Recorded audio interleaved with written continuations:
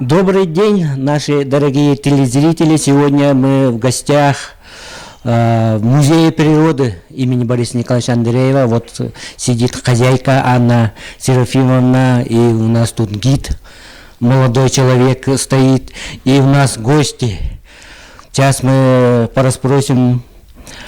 Сначала представьтесь, пожалуйста. Нурен Нургуй, Хакалы, добро пожаловать. Ага. Ну, начнем с вас. Меня зовут Евгений Шемякин. Я вот орнитолог, работаю в Институте биологических проблем криолитозона в городе Якутске. Сам, у меня корни с Альгаев. Да, у меня мама местная. Вот, внук Манчор Николая. Да. И вот уже Ирины сына.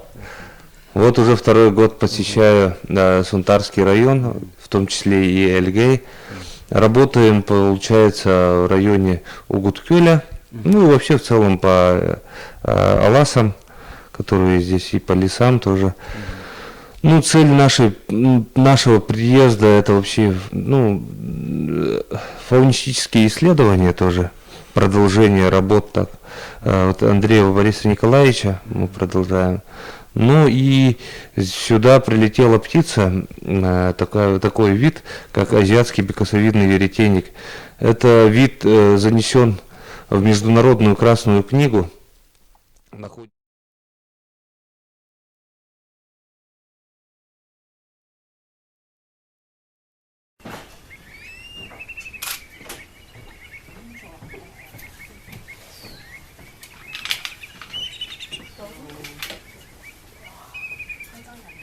Книгу находится под угрозой исчезновения, и это вообще вид аридный, степной, но каким-то образом он залетел вот именно на Аласы, вот в Вилюя, и мы хотим вот понять причины вот распространения этого вида и почему он вообще, в общем, выбрал эти места.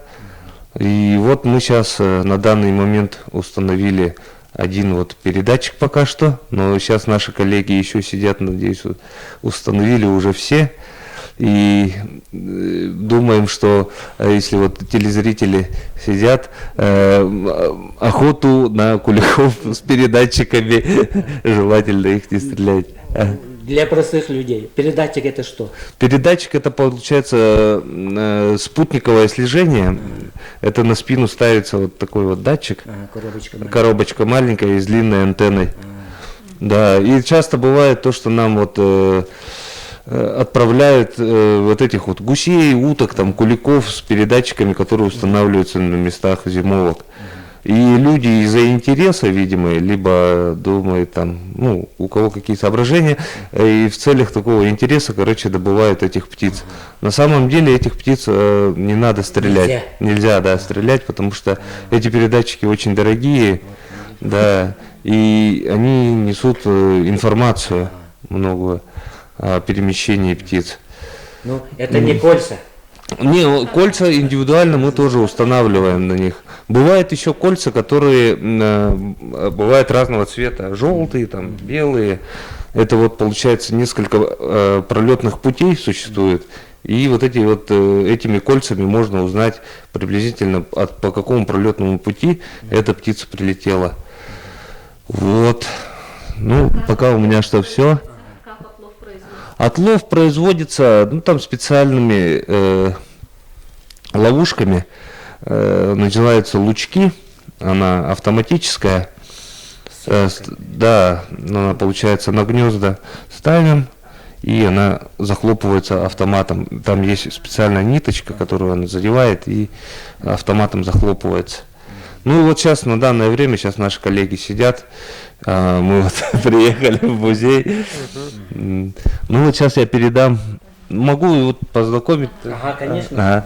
Это получается Ярослав Андреевич Редькин, это ведущий специалист в области систематики птиц. Он у нас от зоологического музея Московского госуниверситета. автор книги «Список птиц России», вот этот вот один, Ну, том, один из авторов. да, Там. один из авторов вот такой вот большой работы. И многие сейчас, ну, практически все, наверное, сейчас уже ссылаются на эту книжку, потому что там уже последние данные по подвидовой систематике, по, ну, и виды, да, там новые добавились. Вот. Диана Жигир, наш специалист в области врановых птиц. У вас тут, оказывается, тут и грачи появились. Ну и вот мы встречались сегодня с Максимом Афанасьевым. Он нам сказал, что и галок, да, видел у него на фотографиях-то. Ну, в общем, сейчас я передам. Ага, трубку.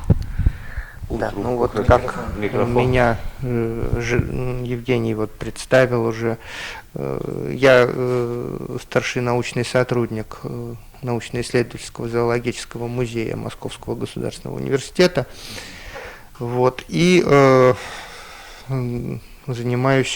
действительно занимаюсь систематикой и распространением птиц в пределах всей территории России и сопредельных регионов, ну, вот в границах бывшего Советского Союза. В Якутии, в центральной Якутии я впервые, вот такая вот коллеги из института криолитозоны пригласили нас в такую поездку с фаунистическими целями. Чрезвычайно интересно для меня оказалось, потому что я представлял себе несколько иначе, но вот пока собственными глазами не увидишь.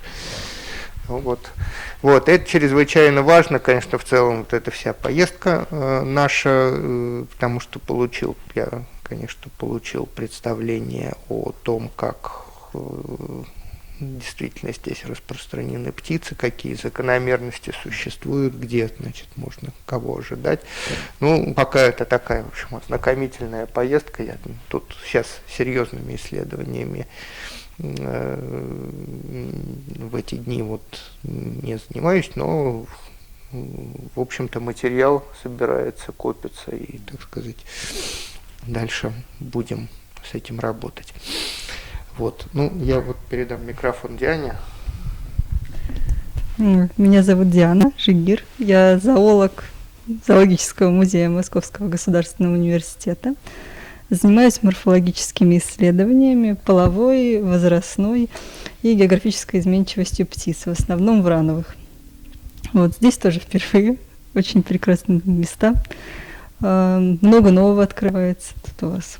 Много грачи, кедровки, очень интересные. Это грачи, да? Мы вот Грачи. несколько лет назад вот что-то вороны стали в колонии собираться. Это грачи. Усадьба селиться стали, вы удивляетесь. И вороны, и грачи в массе. Я не думала, что их здесь столько. Все очень интересное распределение. А это как? Это что-то уникальное или, ну, это обычно? Ну, вообще вот эта вот часть ареала, которая по Вилюю, она такая довольно изолированная от остального ареала. Вот, тут не так много, по-моему, даже не проводилось, наверное, здесь вот кроме Андреева по грачам исследований. Проводилось? Не проводилось. По Орионову. Да, ну вот за исключением коллег, знакомых, как-то и не было. В общем, очень интересно посмотреть и историческую динамику, вот, современное распределение. Вот, ага. Раньше вот они, вот грачей не было раньше. Потом ласточки пропали. Ну вот нынче появились.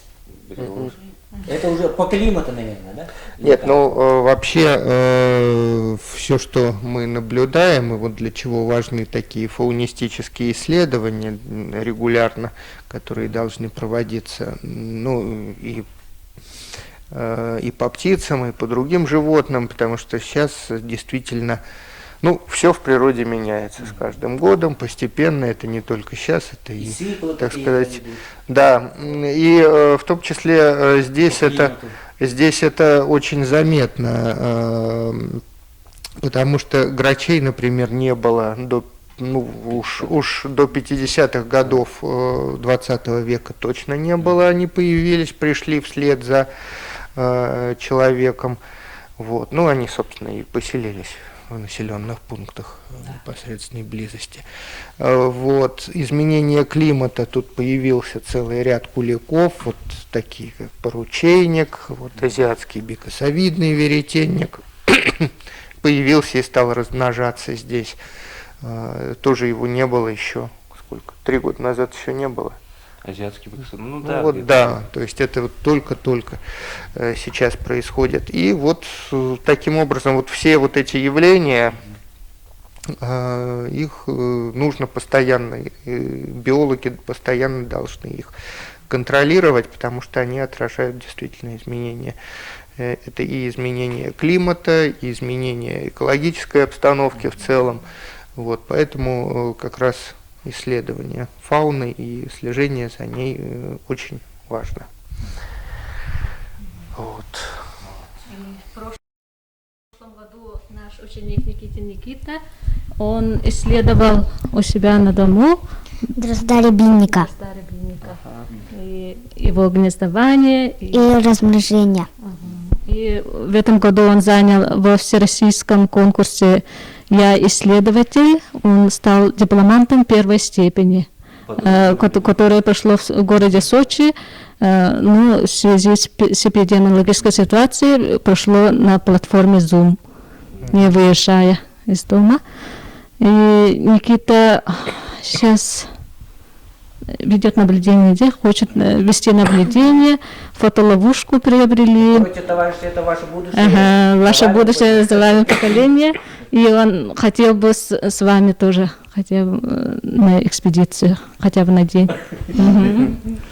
И сегодня хотели бы провести экскурсию по музею, так как вы раньше здесь не были.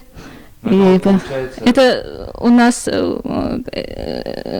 экспозиционная экспозиции представлены птицы, редкие залетные птицы, именно которые сейчас в Вилюйском регионе. Мгм. Это как бы на самом деле последняя комната должна была по экскурсии. Начали Ну, мы должны быть. посмотрим. Ага, хорошо. Ну, спасибо. Ага. Желаем удачи. Ага. И что дальше прилетали неизвестные на птицы. Ага. Спасибо, спасибо. Удачи. Мы